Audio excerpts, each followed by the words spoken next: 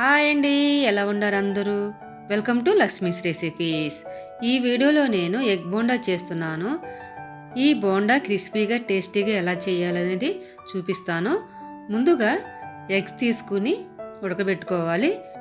Next ఒక బౌల్లోకి శనగపిండి తీసుకుని 1 స్పూన్ బియ్యపిండి, 1/2 స్పూన్ మిరియాల పొడి, కొంచెం వాము, కొంచెం ధనియాలు జీలకర్ర పొడి, టేస్ట్కి సరిపడా సాల్ట్, టేస్ట్ సరిపడా కారం, చిటికెడు వంట సోడా వేసుకుని ఈ విధంగా మిక్స్ చేసుకోవాలండి. నెక్స్ట్ వాటర్ తీసుకుని కలుపుకోవాలి. చూసారా కదా, ఈ విధంగా కలుపుకుంటే సరిపోతుంది. నెక్స్ట్ ఎగ్స్ తీసుకుని ఇట్లా వలుచుకుని 4 పీసెస్లా కట్ చేసుకోవాలి. లేదంటే మీరు ఎగ్తో పలంగా బోండా వేసుకోవచ్చండి కట్ చేయకుండా. ఇట్లా కట్ చేసుకుని పక్కన పెట్టుకోవాలి. నెక్స్ట్ పొయ్యలిగిచ్చి కడాయి పెట్టి ఆయిల్ వీటైన తర్వాత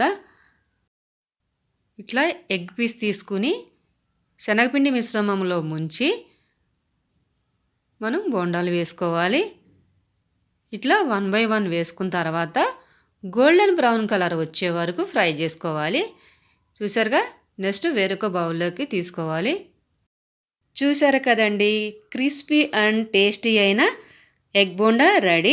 దీనికి ఎటువంటి సాస్ అవసరం లేదు. ఈవినింగ్ టైంలో ఇట్లా స్నాక్స్ కింద చేసుకుంటే చాలా బాగుంటుంది. ఈ వీడియో నచ్చితే సబ్స్క్రైబ్ చేసుకోండి.